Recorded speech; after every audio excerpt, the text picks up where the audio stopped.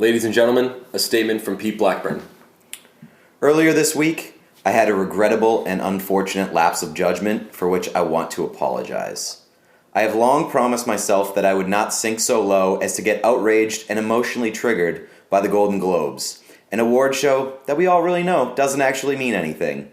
And yet, this past Sunday night, I allowed myself to enter a blackout rage after the tremendously unspectacular and completely undeserving Bohemian Rhapsody won Best Picture in the drama category. While I do not regret my seething scorn of Bohemian Rhapsody, a film that's emotional peak features a despondent Freddie Mercury dolefully saying, "Ayo," to a stranger just seconds after being diagnosed with AIDS, I am angry at myself for how wholeheartedly unprepared I was for the rewarding of such garbage by the Hollywood Foreign Press Association. Admittedly, at some point, I may have tricked myself into believing that the Globes held a shred of dignity and self-respect, and that's nobody's fault but my own.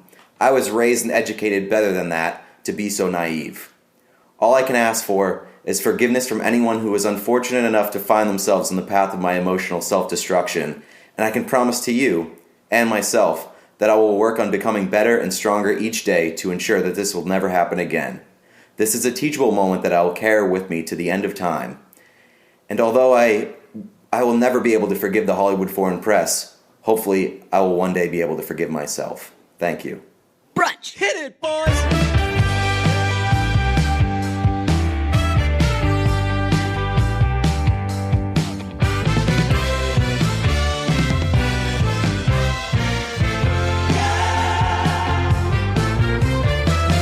I'd like to give you a nickname. Brave Pete. Because that was very brave. Thank you very much. It was Sunday. Not easy. You know what? Let's talk about Sunday. Let's have a talk about Sunday. I tried to run. I did. I tried to run from Sunday. I made plans to not be in my home, not be near televisions. For the inauguration years ago, I don't know how long Trump was president. Honestly. It was a really long time ago. I went to a spin class so as to not be around screens.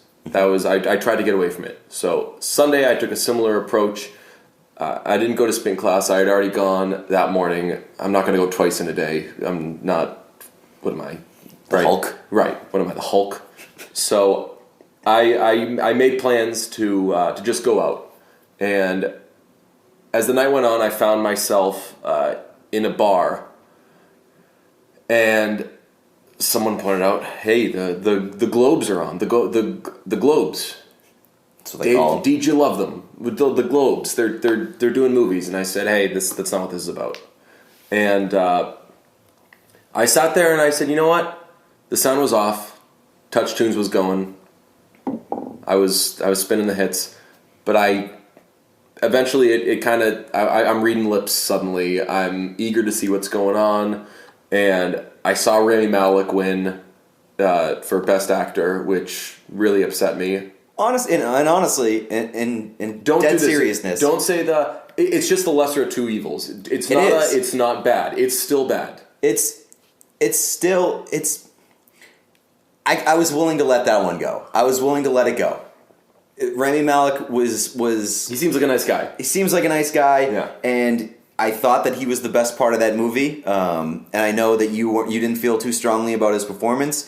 I will say. Well, I did feel strongly about it. That's true. I was willing to let that one go because again, it's the Golden Globes. It does not matter, and at least he was good in my opinion. And I'm fine with giving. All I wanted was for them not to reward garbage at the Golden Globes, and I felt that that's what they did with Best Picture. I can't say the same about Best Actor.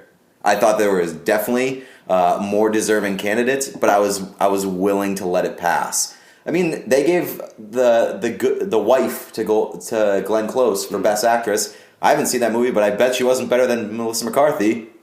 That's a terrible argument to make because you haven't seen one of them. But Brave Pete, I've got to say, I've seen 3 movies in the last calendar week.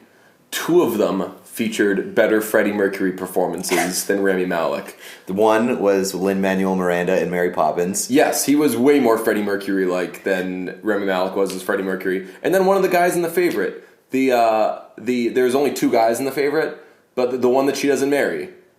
Okay, yeah. That other guy was, I'm pretty sure that guy was the lead singer of the Struts anyway, so I was like, that's a better Freddie Mercury. I think that's Nicholas Hoult. Is it? Yeah, he was the guy in Mad Max. Oh, yes, that's Yeah. why I looked familiar, but he Yeah. also looked familiar because he kind of looked like the guy from the Struts, yes. So I think we'll move forward with him being bootleg guy from the Struts. I actually thought that he was quite good in that movie. We'll talk about both of those movies, but I was annoyed enough when Rami Malek won, but when Bohemian Rhapsody won, I almost want to see the footage of myself because I basically my body didn't faint, but my face did. It's like a real out of body experience. Yeah, it was.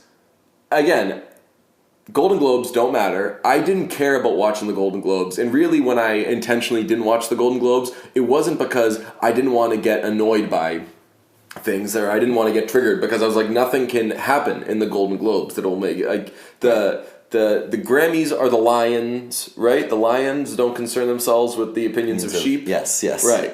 Which I can't imagine lions know that sheeps have opinions, or that lions know what opinions are. Or that lions so that's why they don't. Or concern that lions themselves are just like, yeah, I don't care what that guy thinks. What if lions are like the sweetest, most considerate species in the world? Maybe they do consider just getting a bad rap. But I just don't. I thoroughly don't care about the Golden Globes because they don't matter. Right, and at the start of the night, I literally told myself, I was like, all right, don't get too worked up. None of this really matters. It's whatever. And I didn't. I enjoyed the show. Like, I didn't think too much about the winners and stuff like that until the very end. And the very end just really triggered me, because there is no way that you can have like a professional critic's opinions of movies and look at those movies that were nominated and say that Bohemian Rhapsody was the best one, and especially the best drama.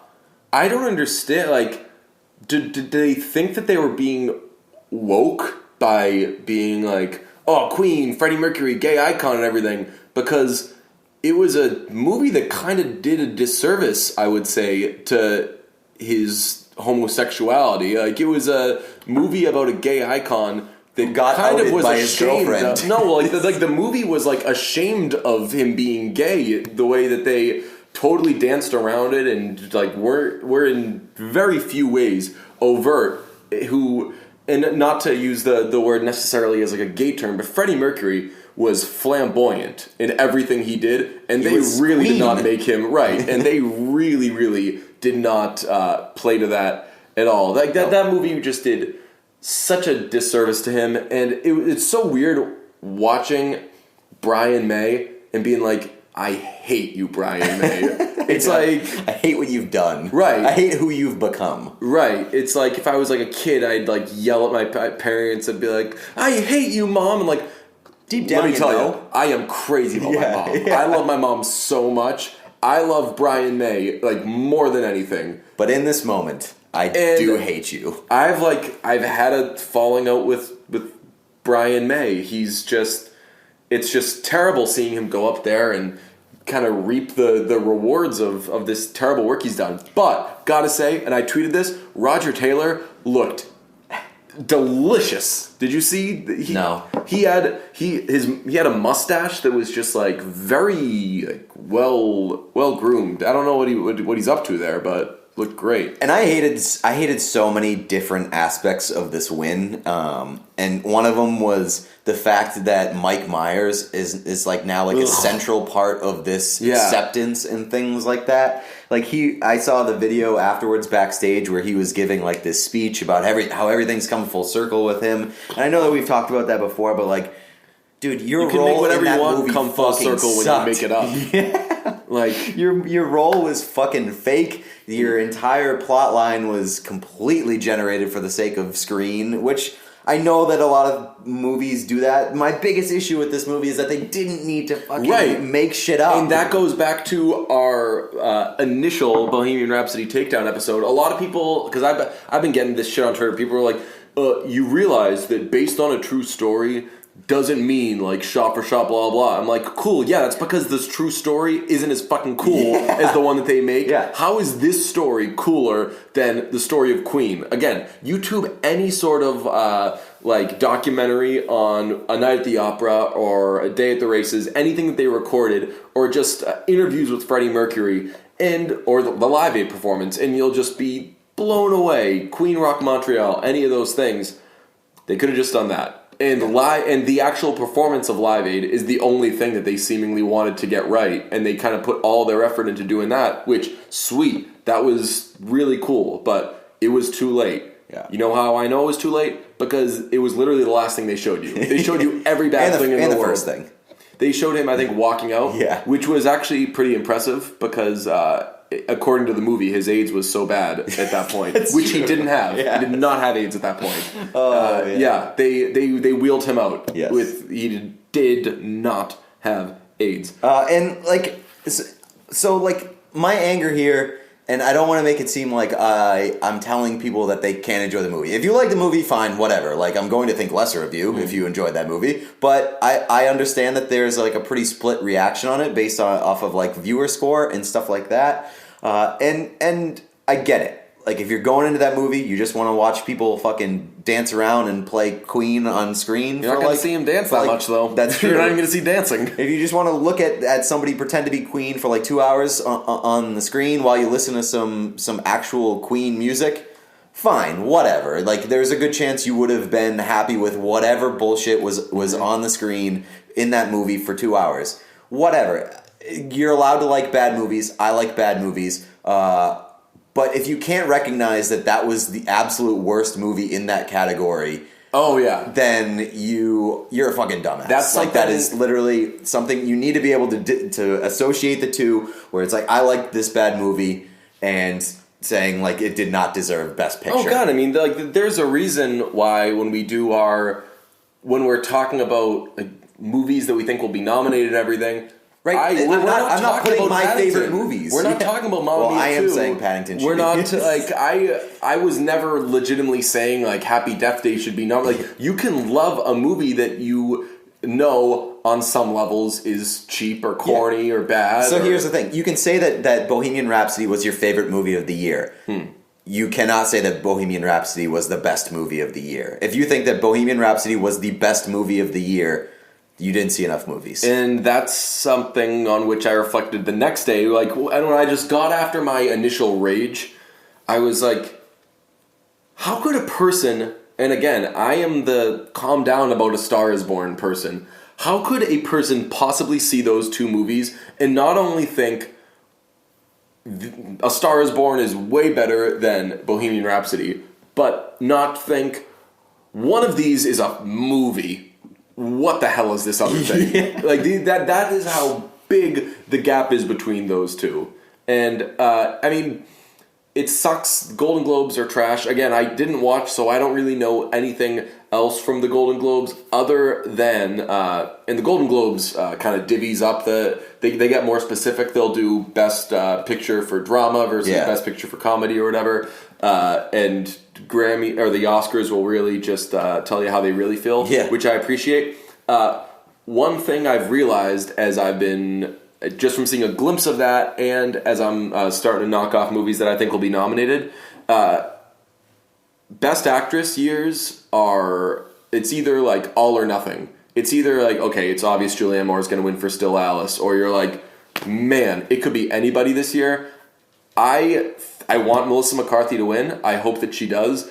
But this year, I think that Best Actress is like the category because it's going to be packed. Who else is in there for you? The woman from The Favorite was great. She won the Golden Globes. Yeah, she was awesome. Melissa McCarthy, Lady Gaga. Lady Gaga too. Yeah, those are like that. That's really like the kind of three-headed race. But still, like with individual awards, so like actor, actress, supporting actress, it's usually down to like 2 or 3 people. Yeah. This has like 3, I think, kind of knockout performances that I wouldn't be surprised if any of those three won. And now that I think about it, Carey Mulligan in Wildlife was unbelievable too. Oh, really? So I would not be shocked if she got a nom. I still have to see Wildlife. That's got like a super. That's the 100 on Rotten Tomatoes movie. Is it? I didn't know. It was Is that Ben high. Foster but in it? No, Jake Gyllenhaal is. What's one with Ben Foster? There's one with Ben Foster that Wildlife's 94 on Rotten Tomatoes right now. Maybe it is that movie, and Ben Foster's just not in any of these movies. Probably not. Which is crazy because Ben Foster's in a lot of movies. What do you think's going to win best Lucas Hedges movie? Hopefully not Boy Erased, because I didn't like Boy Erased. Did you see it? Yeah. When did that come out? A couple months ago, I think. Like I saw it as part of a double feature. Oh, it was Wildlife and Boy Erased. Really? Yeah. You went to a double... Oh, you did like a manual double feature? Yes, yeah. Oh, okay. It wasn't like, hey, here, watch these two very different movies. Yeah, no, I wasn't crazy about Boy Erased. But he's in that Ben is Back one. That's true. Has that come out yet? I don't know. I don't think so. No, I don't think so either. I mean, I am annoyed that... It actually has. Mid-90s. Oh, it is? Yeah, it's out right now. Nice. Mid-90s isn't getting the love that I wanted to, and What's It Called isn't getting the love I wanted to. A Simple Favor, but can't have everything. Right. I mean, we're busy giving awards to goddamn Bohemian Rhapsody. Yeah, and if I wasn't mad enough on Sunday night that Bohemian Rhapsody won, I had to wake up on Monday morning and see fucking Bryan Singer take a victory lap on Instagram about winning best fucking picture at the Golden Globes when he was kicked off that project like 2 weeks into it. I thought that he was joking. No. Really? And I did not realize that he got a directorial credit on that movie. He got the directorial credit on that movie. Like the primary one? Yes. No, like the only one. Wow. It is. I looked it up. The movies suck so much they snowmanned the directing. No. There was another director. It just. I think his name was Brian May, and it says uncredited next to his name, which is fucking wild. Let me look it up. Let me see. Yeah. Directed by Bryan Singer, and then underneath that, Dexter Fletcher, uncredited. So it just comes up with directed by Bryan Singer. Huh. That is the... if there wasn't enough things that I hated about this movie, it gives the lone directorial credit to a noted fucking sex predator. Right, that was booted off for being a sex predator 2 weeks into the movie. Yeah, insane. Good project you're all supporting though. Really good. And I don't want to get like too into that aspect of like my hate towards this movie. Let's have the conversation. But like there are so many things to hate, and the fact that I'm seeing this guy feel like he deserves... you can say that he doesn't deserve credit for it, but he clearly feels like he's getting credit for this award. So it pisses me off. You know what pisses me off? What's that? Men. Oh, yeah. Bryan Singer's a man. Bryan Singer's a man, and 66% of men lose their hair by age 35. Come on, guys, clean it up. By the time you're noticing your hair loss, guess who else is? Other men and women. Everybody. Ooh, They're shit. saying, that guy. Gross. So, if you're starting to notice a little something yourself, don't let everyone make fun of you. Think about a year from now when it's just getting worse. Here's what I'm going to ask you. You want a bald spot to pop up? I don't. You want to do something about it? Sure do. Do you want your hairline to recede? No. You want to do something about it? Yes. Well, don't turn to weird solutions. We're your weird solution for podcasts, but when it comes to hair, don't mess around. Go to a real solution like forhims.com, a one-stop shop for hair loss, skincare, sexual wellness. Yeah. I don't know why I did the Blues Clues for sexual wellness, but go ahead. That is, I was going to make a joke that I won't make. Thanks to science, baldness can be optional. Hims connects you with real doctors and medical-grade solutions to treat hair loss, well-known generic equivalents to name-brand prescriptions to help you keep your hair. Snake oils? Nah. Gas stations counter supplements? Yeah. No, actually, no, it says that no. No gas station counter supplements. We always mess that one up. Prescription solutions that are backed by science. There's no waiting room. There's no awkward in-person doctor's visit. You save hours by going to forhims.com. answer a few quick questions. Doctor will review and prescribe you. Products are shipped directly to your door, so they bring the products to you. Bow. Order now. Brunch listeners get a free trial month of Hims for just $5 today, right now while supplies last. See website for full details. This would cost hundreds if you went to the doctor or a pharmacy. Go to forhims.com/brunch. That's FORHIMS.com/brunch. Forhims.com/brunch. Bam! I just want to say, we're getting closer to Oscar season, obviously. Yeah. We're going to be doing those videos again. We're going to knock out those nominees. Mm-hmm. Last year we did every Best Picture category. Mm-hmm. We did videos and stuff and separate episodes. Planning on doing that again this year. Mm-hmm. We were doing a mad scramble at the end to catch up and see all the nominees. Mm. I feel like we're in pretty good shape this year, to be honest with you. Yeah, I feel like I've seen things as they've come. So right. And that's always important. You always want to see things as they come. So see us as we come with you, at you, with some great Oscars content over the next month and a half, 2 months. Deal. We're going to do a quick little frequently asked questions about this episode. What's with the sound, you asked? We are recording this on top of a mountain. Yes, it is our first live episode. Mountaintop episode. Yes, our first live episode from the top of the Himalayas. We're not. Don't lie to them. But we are on a mountain. Yes, we are. The little mountain. The little mountain that could. The little mountain we call Earth. We saw a lot of movies, all of which were better than Bohemian Rhapsody. So we're going to talk about 3 movies. We're going to talk about The Favorite, Poppins, and Escape Room. Before we jump into any of them, would you agree that you liked all of them more than you liked Bohemian Rhapsody? For sure, 2 of them. Escape Room, I would say that like for 80% of the time, I was having a better time than I was during Bohemian Rhapsody. None of them made me so mad, and Bohemian Rhapsody made me so mad. I will tell you, one of them made me kind of mad, but which one? Which one are we talking about here? I'll be honest, Mary Poppins. Really? I mean, there's no way that I was going to get mad at Escape Room. You thought it was going to be Escape Room? Not really, because there's no way that I was going to walk out of Escape Room and be like, that was way worse than I expected. Tell you what, if you had epilepsy, you would have been super Oh, that's mad. True. Yeah. There were warnings as you would. Was there a sign? I didn't see any warnings. There was a sign. I went opening morning to see Escape Room, and there was a sign. It was like, yo, if you have epilepsy, get the fuck out. You cannot see this movie. And I was like, how bad could it be? I want to buy 5 more tickets. Like, what does this mean? What do you want to say? Let's start with Escape Room. Yeah, let's do it. Escape Room is it's basically every sequel of Saw you've seen. It's like everyone's got to get out alive. Yeah. And it's a House of Horrors kind of. Guess what it is? It's if Saw and the Belko Experiment got together and had a nice bang sesh. A lot of Belko Experiment vibes to it as well. So one scene in, the movie starts with someone trying to escape a trap that is, the room is closing in and it's going to crush him to death. Literally, I think that's Saw 4.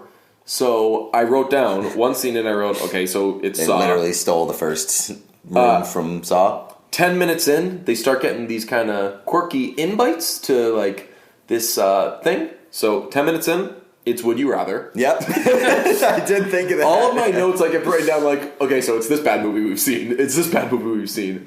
I'm pretty sure that they did reuse certain Saw sets.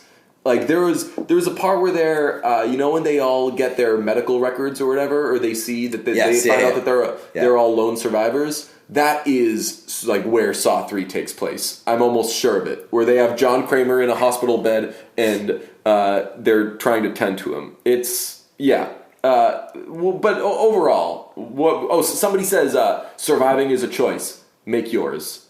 It is Saw paraphrase. Yeah, that's true. Saw is live or die, make your choice. So surviving is a choice, make yours. That is very close. That is such a paraphrased Saw. That is, I copied your homework, but I made it different enough that we won't get caught. Yes, it's like, come on, man. Yeah, like who is possibly going to bust us?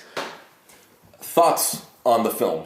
I will say it started, and I was very worried right off the bat. As soon as the first scene happened, it was just the guy in the room talking to himself and sort of explaining shit, and I was like, ooh, this dude is a terrible actor, and this is not going to go well. But you know who that actor is? No. He's What's he? Me neither. He's bootleg. No, he's in. Shit. He's either in Halloween or he's in Love, Simon, baby. Love, Simon. Yeah, he's Love, Simon. He's the bad guy Is in he? Love, Simon, who's constantly threatening to out Simon. But he's also the son in Would You Rather. He's the son of the guy who has everybody there. Who has he's the son of the ringleader of the whole experiment. Interesting. He was also in fucking The Walking Dead, so definitely hate that kid. Yeah. Yeah. So I like him. So I mean, I was definitely worried off the bat. I gotta say, this movie held my attention and had me on the edge of my seat for a good portion of it. I for sure know that it's not a good movie. I would say it held my attention the whole way.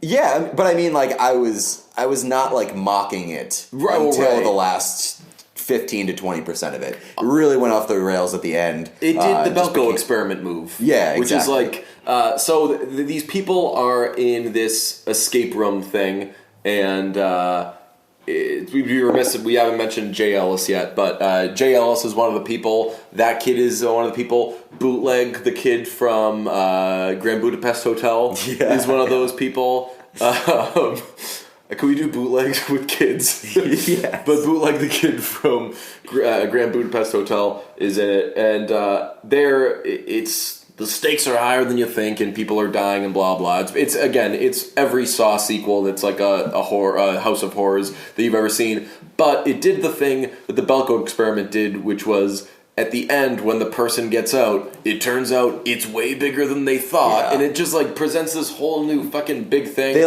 over-explained it. They got too ambitious with the explanation of why this is happening. Nobody really cares about that. Right, we just want to see who got out. Yeah, and I think Saw really kind of did that in the best way possible. Yes. Where it was the ending was it was that guy. Yes. Who did it. Right. And it was oh, cool. Right, and it was never really about trying to figure out the plot or anything. The system. Right. Yeah. And so very similar to the Belko experiment. And even in the sense that I don't think nobody's gonna be pissed if we spoil this, but at the end when they just go into this room and there's a bunch of cameras and there's one guy watching everything. Belko experiment. Exactly That's the same. Experiment. Exactly the same thing in a warehouse by himself. Yeah. And it was sit down, let's have a chat about this, and it's this is exactly the Belko experiment. My big fat would you rather live or die, make your choice experiment. Yes. Wait. Okay. I got would you rather. And I think one of my biggest complaints about this movie was that they took too long to get to the oh shit, this is real sort of realization. Yeah. In the escape room, they almost die 3 or 4 times before they actually are okay, this is actually happening. They had to literally watch somebody die. Well, the first they almost died thing would have killed all of them. So, which one? The whole room explodes. Yes, yeah. The whole room. Yeah. So their first little hint that this might be real is the entire room explodes. Yes. So and fortunately they all get out, but if they had not figured that out, then what's this movie? And not got out by a good margin. Oh, it's by a hair of their dick. One of the kids literally his foot caught on fire. That's how close he was to die. Who's the last one that gets out? Is it Bootleg Grand Budapest Hotel kid? Yeah. He's also in Dope. Bootleg Dope kid. Really? Have you ever seen Dope? I've seen Dope. Dope is amazing. Dope is pretty great. Amazing. Shouts out Stacy from The Wood.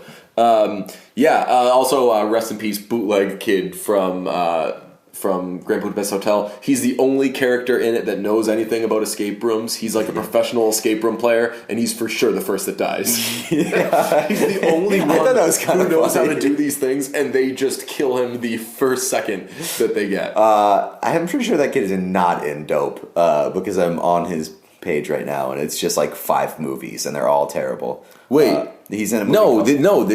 The Grand Budapest Hotel kid is in Dope. Yeah, that's what I'm saying. I'm on his page right now. No, you're not, because it says escape room. Yes, exactly.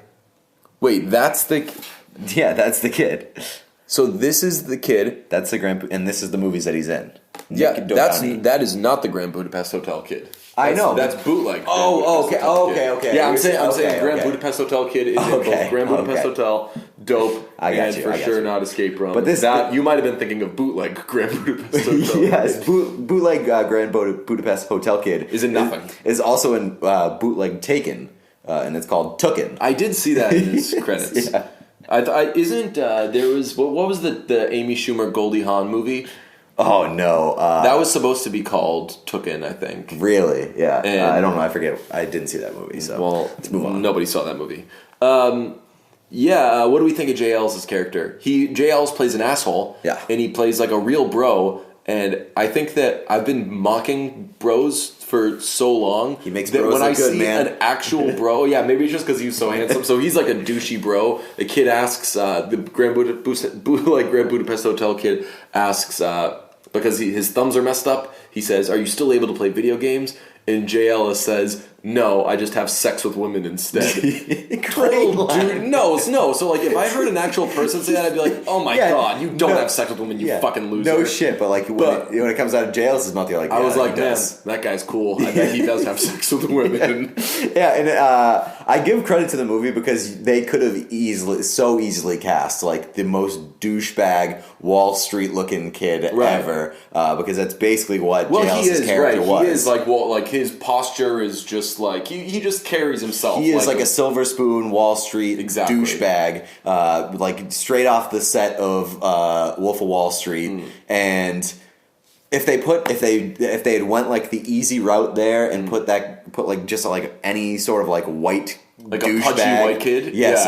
It would have made the movie so much less enjoyable because I would have just been like, oh my god, fuck this kid. Well, that's because like your typical Wall Street bro is like he's only handsome because he's wearing a suit. He's like an out of shape. Honestly, kind of got my type of body. Yeah. Like just like a little like baby fat. Jay Ellis, like the layers hide it. Yeah, I was talking the other day about Jay Ellis interned for the Trailblazers. Really, and it was like during the Jailblazers day. Okay, days. I think it's so hilarious. Like, how did people walk around there, like the Trailblazers offices or whatever, not being like, hey, so not to be weird, but like our intern is fucking beautiful, right? Yeah, and great move by the movie, not only to cast Jay Ellis in that role to make him tolerable and make the character kind of enjoyable. Well, he plays a murderer, but... Yeah, but he was an enjoyable character. You don't have to be a good guy to be enjoyable in movies. And great move to make the first room super fucking hot so that all the people just take their clothes off. Sweat them out. Sweat them out. So that is just a classic horror movie move to just make them take their clothes off as early in the movie as possible. Did you understand how the main character survived? No, absolutely not. So like the opening scene. So in the third to last room, so one person dies with each thing, which is very convenient. One person dies. Wait, actually, I gotta say, like there are two surviving characters. I don't understand how either of them survived. Well, when one of them survives, so one of them secretly survives, and one of them kind of overtly survives. Yeah. And when the guy gets to the Belko experiment stage of it, the person comes out and is like, "Yo, you were expected to die first. You were supposed to suck at this. And from watching you did suck at it. No clue how you survived." Yeah. So the guy almost dies 10 times, then a guy comes out and is super mean to him and is like, "Hey, you sucked at that, by the way." But the main character, who's an actual smart person, she survives by she's throwing a fit and she's acting like she's like having a breakdown, but what she's really doing is she's smashing all the cameras in there, and then she dies because there's poison, and she dies, and they show the other people get out. They pass on. They make it to the next room, and there's a little like a cable, like something. Maybe it has oxygen or something. I think that was what that's within her reach. Yeah, but she's passed out and foaming at the mouth. Yeah. And it's like, well, you didn't get to that. You died. Yeah, they just didn't show. And then just later, she has a gun and she's killing the bad guys. You know what it is? It's the what's it called? The Mummy. Remember how the guys? No, I know, me neither. I never saw the movie, but the Lights Camera Podcast guys told us that just in that movie, they show off screen. There's just a character that's brought back to life. Hell yeah! And so that's basically what happened in this movie. You know what? It could have been a twin. That's true. That's true. You can't rule it out. But let's talk about the traps. Because what was your favorite trap? The Gimme Some Mo music video. What's that? The music video for Busta Rhymes' hit "Gimme Some Mo" is like a lot of swirling, black and white, and the faces are like really big and like huge teeth and everything. That's the point where the movie just really one of went the off traps the rails. is like they just like fuck them up on drugs. They get really high, and it's like you have to. What is it? You have to give yourself the antidote. The antidote, and there's only one. But you're really fucked up, so it's hard to get. So they're fighting over it. They admit to some things, maybe some unfavorable things. Jay Ellis mainly admits that he's a murderer, but he gets his because he dies like 3 seconds later. Yes, I was thinking during that scene it would have been way cooler if the antidote was actually like poison, and Jay Ellis got it and wrestled it away, stabbed himself, and he was killed. That's a big Saw move. That is, They do that in Saw a lot, where like if you're selfish and you go for the antidote, then it turns out that's poisonous. Yeah, that would have been. It's one thing that they should have copied from Saw that they didn't. Saw 2, there's what is it? There's a key or there's an antidote or something, and it's in an oven, and you got to get in and grab it, and of course, getting in and grabbing it. Shuts the door and turns the oven on. Yeah. Don't be so selfish next time. Yeah, right. Maybe think about that. So I think my favorite escape room was the bar, the upside down bar. That was kind of dope. That was a cool scene. Yeah. That was I hadn't seen that anywhere before, which is a rare thing in this movie because they take it from everywhere. I think that was my favorite one. The floor falling out was crazy. Yeah. So that's the thing. Like, it's not like just everything in this movie was very familiar and hackneyed and or stolen, but it was still like just like for what that movie is. Like you were saying at the beginning, it wasn't going to be an amazing movie, and hopefully it wasn't going to be a terrible movie. It was a perfectly fine thriller. Like if you like those kinds of movies, you are going to probably like that movie. Right. It's like a hate watchable movie, but it's not that terrible. No. You could have had Blumhouse in the name. Yes. Stamp. I guess Familiar. Familiar is a really, really good one. I will say Survivable.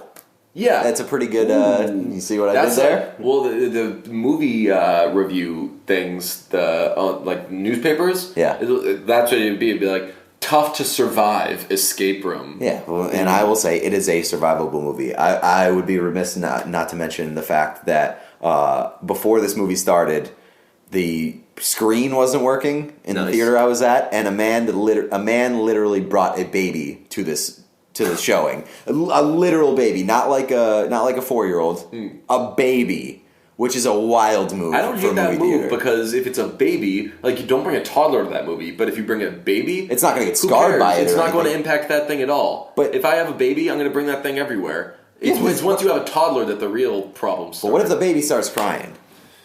Then it's no different than an old person in movie theater. True. It's like, I guess worst case, it's like going with an old person. I'm cool with it if the person is willing to remove themselves from the setting. Like if your baby starts crying, leave the baby, but you've got to. You have to leave. That's asshole tax on you for bringing it. The baby, it's not the baby's fault. You leave the baby, and then that's it. Okay, what do we want next? The favorite or Poppins? Let's do Poppins. But first, let's talk about some life insurance. Neat. Because life insurance is a deeply unfun topic, but it's necessary. Most people don't like thinking about dying. We do, you know that. And they definitely don't like thinking about insurance. But having life insurance feels great, and you can get that peace of mind without it being complicated. So, to do that, go to Policy Genius, because Policy Genius is the easy way to get life insurance. In minutes, you can compare quotes from top insurers to find coverage that you need at a price that you can afford. From there, you can apply online, and the unbiased advisors at Policy Genius will handle all the red tape, leaving you free to do the things that you actually enjoy. And Policy Genius doesn't just make life insurance easy. Whether you're shopping for disability insurance to protect your income, homeowners insurance, or auto insurance, they can help you get covered fast. So, here's your call to action. If you've been intimidated or frustrated by insurance in the past, give Policy Genius a try. Just go to policygenius.com to get your quotes and apply in minutes. You can do the whole thing on your phone right now. That's policygenius.com, the easy way to compare and buy life insurance. Yeah, let's do Mary Poppins, or more specifically, Mary Poppins, Here We Go Again. Yes, the first thing I'll say about Mary Poppins is, Mary Poppins, Here We Go Again, it really assumes You've you seen are Mary up Poppins. to date. Yes. Like you are off book on Mary Poppins, and like the first 2 minutes of the movie, it's like, you see Mary Poppins, okay, right? All right, let's go. And you're like, but when they're like, you've seen Mary Poppins, right? You're like, yeah, of course. Like 15 years Right, ago. you're like, yeah, I think I got this. And they're like, okay. And there's like just motifs and just all sorts of stuff they're throwing right at you. There's no last time on Mary Poppins. Exactly. Really could have used a last time on Mary Poppins. It starts off with Lin-Manuel Miranda. Manuel or Manuel? I don't know. Whatever. Lin-Manny Miranda. Lin-Manuel Miranda is singing this song about London, and it's a lot about London, and he's singing it, and I was just kind of, I was like smiling, like looking like an idiot, looking around like, anybody else lost? Is this a ref? Right, like they've immediately lost me. What is? I don't know who this guy. Like, are we supposed to know who he is? He is crazy about London, which I feel like a lot of people are. Whatever. This guy only has two interests. It's London and Mary Poppins. So that's the thing. Let's just jump right in, okay? I owe Lin-Manny Miranda an apology because I don't know if we said it on the podcast, but we were saying going into Mary Poppins that this is just going to be 2 hours of Lin-Manny Miranda sucking his own dick because that's all he ever does. And no, wrong. Such Mary Poppins dick the entire on Mary time. Poppins like crazy the whole time. That guy is fucking obsessed with Mary Poppins, which I don't necessarily blame him because this is a world in which everyone is obsessed with Mary Poppins. Yeah. None more so than this guy, though. This guy is just... He can't stop thinking about Mary Poppins. He's always walking around watching kids, and then once Mary Poppins comes into the mix, oh boy, it's all over for him. Yeah, he really only cares about two things: Mary Poppins and London, and like maybe to be the other woman that lives in Mary Poppins' house. Yeah, the child. Shouts out Phoebe from 30 Rock, a.k.a. Mac from The Newsroom. I'm not sure what else we may have seen her in, but shouts out to her. She's in it, and she's great. Shout out to Real Life Paddington, who is her brother.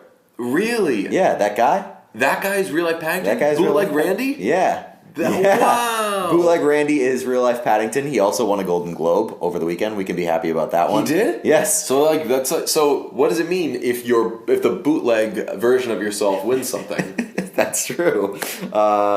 So that guy is in Mary Poppins this year. That means that Randy gets a bootleg Golden Globe because that's true. His bootleg counterpart, his bootleg counterpart won a Golden Globe. Shout out to that guy who is... Sorry, Randy, it doesn't count even if it was a real Golden Globe. Shout out to that guy who's in Paddington, Mary Poppins, and something called like The English Scandal this year. Ooh. All in this year. It's got to be the most British year of all time. This is a very interesting movie. Bootleg Randy, I think, as we find out, I guess, or as we were supposed to know the whole time, he used to fuck with Mary Poppins when he was a kid. She was his nanny. And now he's got a dead wife, and he's got his kids that he lives with. They're living with him, and they moved back in after his wife died. As is his sister, as is some Rosie old lady from Rosie is her name. From a lot of Mamma Mia characters are in this. Yes. Rosie from Mamma Mia is their maid, and she go in a like 1.5 year span. She's like young and hot and smooching Stellan Skarsgård, and then in this, they just make her a mess. So She hates the kids. She hates everything. She hates Bootleg Randy, quite frankly. I hated Bootleg Randy right off the bat. I thought he was fine. He needs to find some very important paper in order to save his house, and instead he goes up in the attic and starts singing about his dead wife. And then he goes back down, like, having not searched for the thing, and is like, well, I'm done with the song. So what more do you want from me? Right. The song didn't save my house. I'm done here. Now, he needs to get this paper to save his house because, what's-his-face, who was my man, Colin Firth, is a bad guy who wants to seize the house. That guy wants nothing more than to get that house. Half of the scenes are people saying, like, hey, well, actually, they should keep the house for this reason. And he's like, but I really want that house. So you are not going to be able to talk me out of taking this house. He is hell-bent on getting that house. One of my notes, the bank, in all caps, really wants that house. And then my next note is, wait, I don't fucking remember Mary Poppins 1. I don't remember the last time that I saw Mary Poppins 1. I remember zero things from Mary Poppins. Yeah, so Mary Poppins comes to help them, supposedly, and she is so mean, but everyone is just constantly happy to be around her. They only refer to her as Mary Poppins. No one ever calls her Mary. No one ever calls her Ms. Poppins or Mrs. Poppins. Maybe she has a dead husband who is up with Bootleg Randy's dead wife in heaven looking down. She comes from a kite. An umbrella. An umbrella, yeah. She comes... Oh, no, yeah, that I knew. But no, they're flying a kite, and then... That's true. She kind of latches on and comes down. I don't know what the point of that was. You can fly on your umbrella, lady. Yeah, and you could fly on a lot of things. Watch Hocus Pocus for me one time. I had no problems with Mary Poppins. I didn't think that she was mean. I thought that she was sassy. No, right off the bat, she's, like, rude. Well, I like that. Yes, because it's Emily Blunt, and she's lovely. Was Mary Poppins rude in the first one? I don't remember at all. No clue. I don't remember a thing about it. I don't know who played Mary Poppins.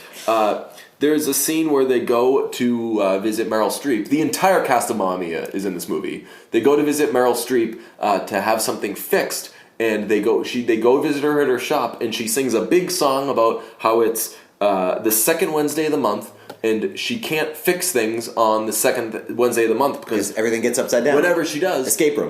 Right. Whatever she does, she messes it up. Hey, maybe close the shop on that day then. Why were you at work for people to come visit you? You're only there to, like, sing a song about how you're totally useless to these people.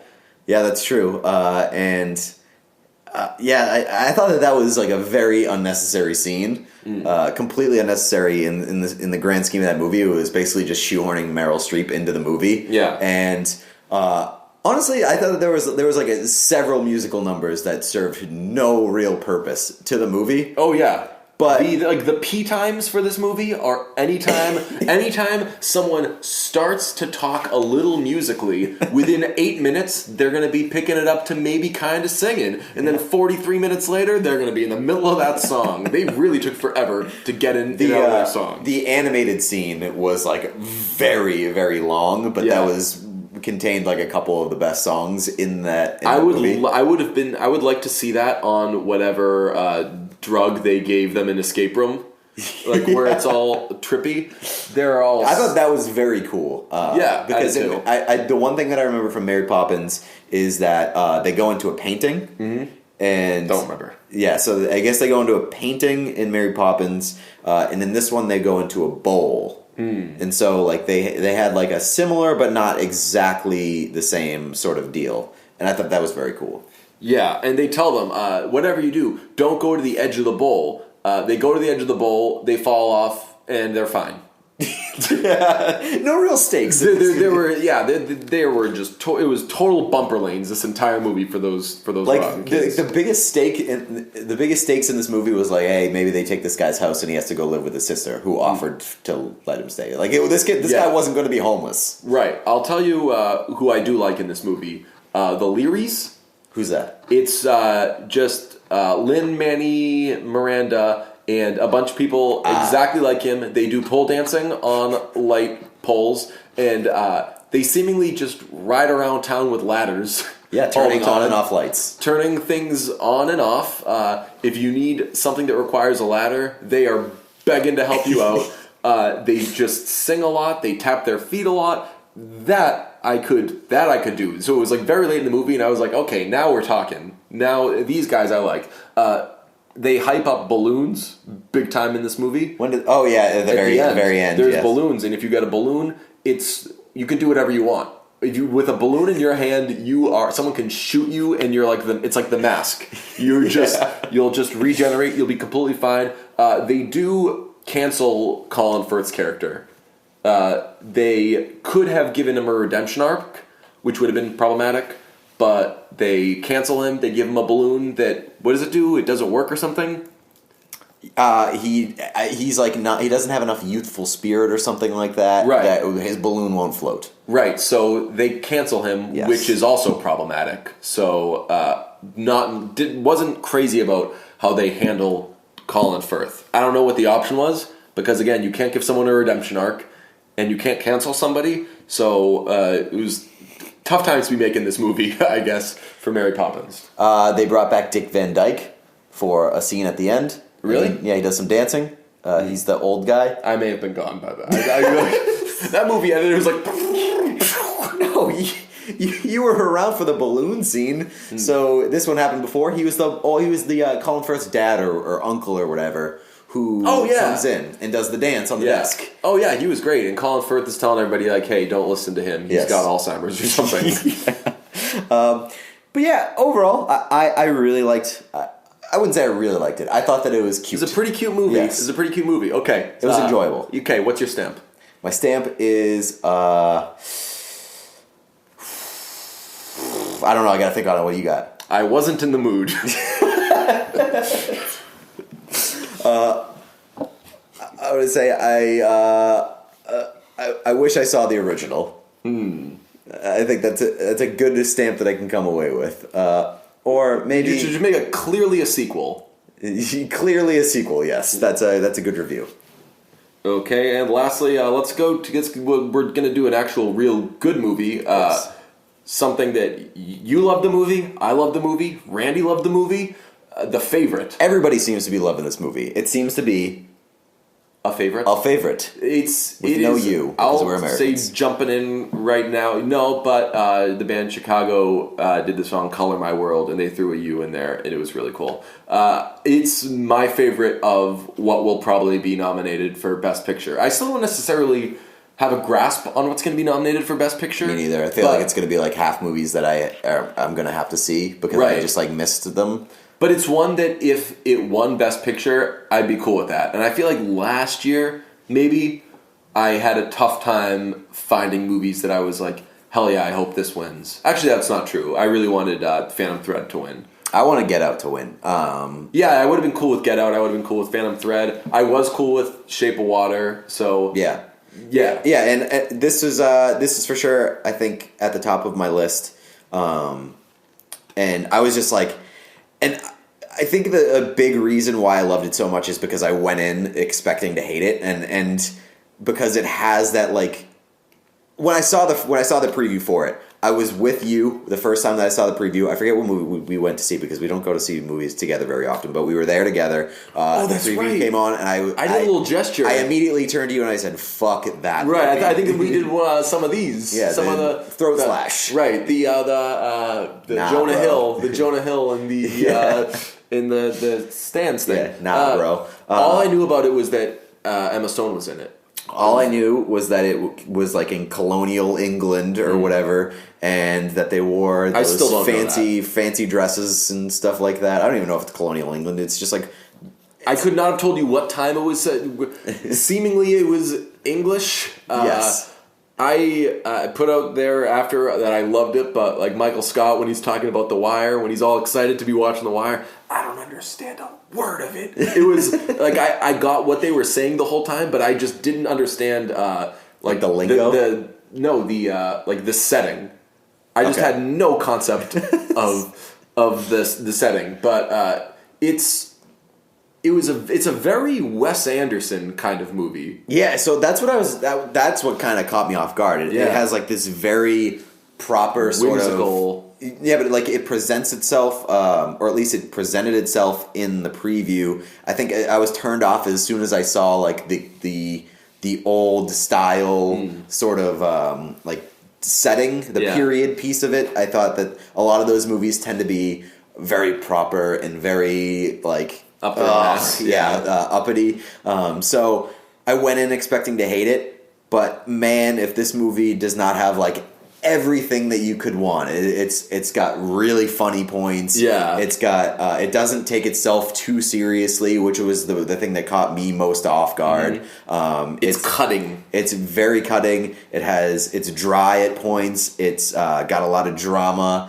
The performances are unbelievable. All three of them rocked the house. Unbelievable performances, and I would say even the guys did really, really well. The few male characters were great. Yeah, there was a duck in there that killed it. Yeah, a lot of ducks. Yes. So when I said off the beginning that this is going to be a big year for Best Actress, like you could have three of them from that movie alone. Right. So I don't know what any of their names are. I know what Emma Stone's name is. She, I think, should be up for Best Actress. The Queen should be up for however they interpret it, either Best Actress or Best Supporting Actress. I know at the Golden Globes, it was Best Actress, but the Golden Globes has no idea what it's talking about. And then the other woman, and I know that all three of them are big actors. They were all great. Yeah, the performances were super, super strong. And so like, at what point were you like, okay, I'm very sold on this movie? It was. I think it was the second act or whatever it would be, because there's like a bunch of different acts, and I think early on in the second act or something, there was just like it was shot really cool. There were some really cool like the visuals low, were great, like ground level kind of close ups on things, and I just remember thinking like, all right, so this is at least interesting to watch, and I was already quite smitten with the score. And once, the score is great. Yeah, and I saw a couple people like on Twitter complaining about the score. Oh yeah, someone tweeted at me. They were like, "Oh, I'm surprised that you were able to make it through that score." I was like, "What?" I was like, the score definitely added to that movie and the enjoyment of that movie. And there were a lot of very cool shots. One thing that I noticed that they did a lot was sort of like I don't even know what that you would call it, but it was like a 3D rotational sort of thing where the camera just like swings around. Oh yeah, it doesn't do a cut. It swings around to see like the opposite end of the room, and I thought that was cool. It's called the Birdman. Yes.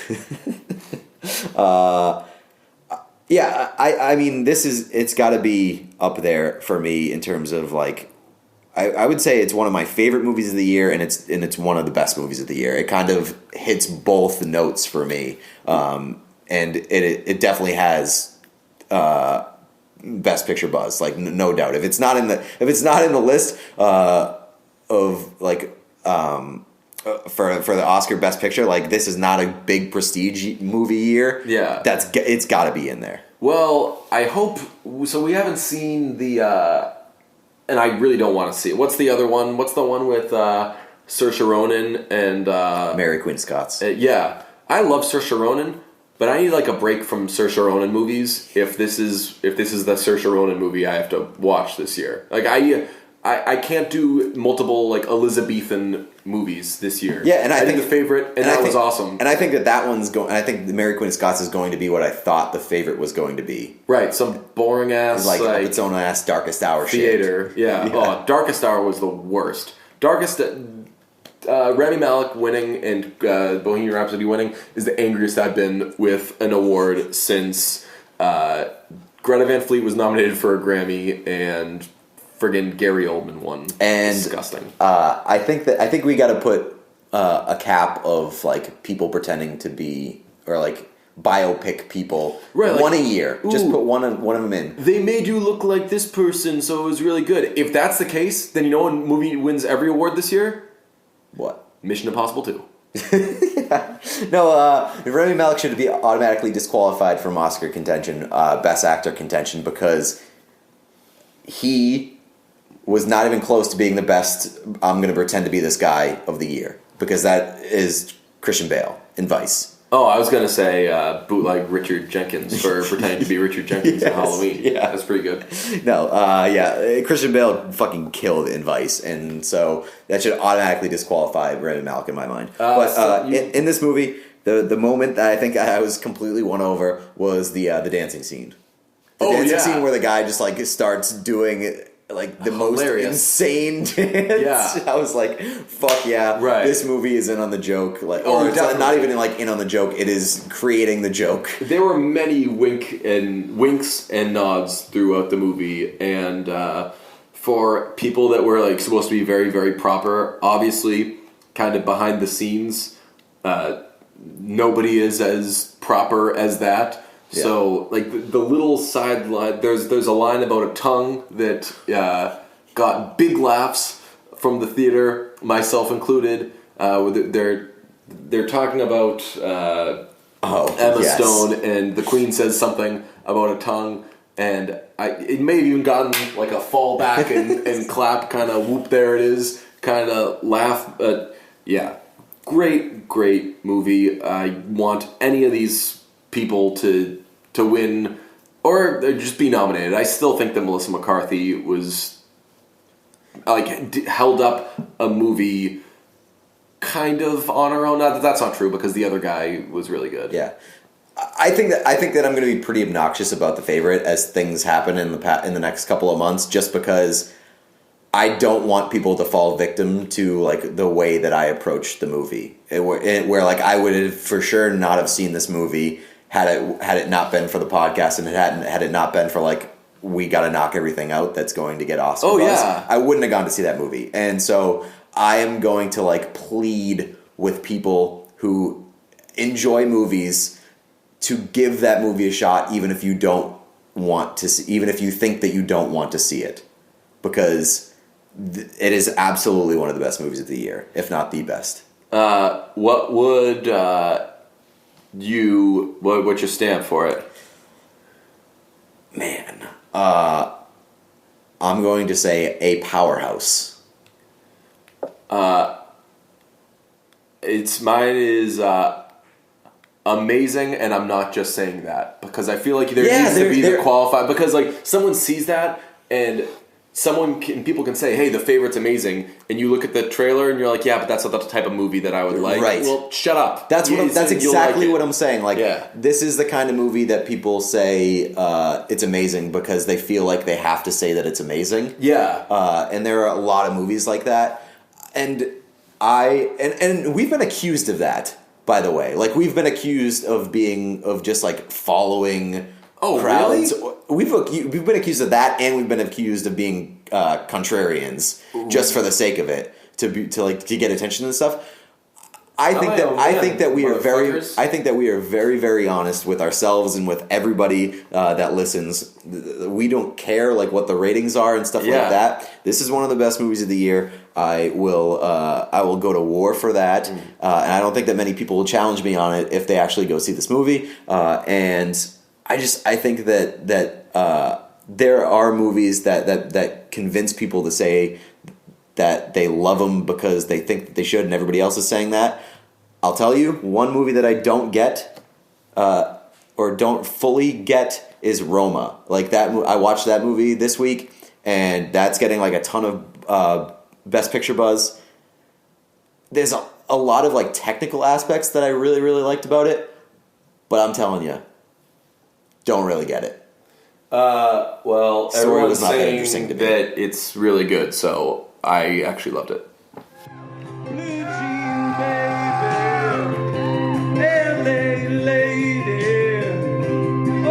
She's a seamstress for the band. I wish my band had a seamstress.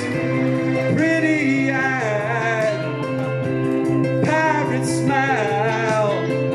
Too bad you'll marry a music man. Oh, ballerina, you must have seen her dancing in the sand. And now she's in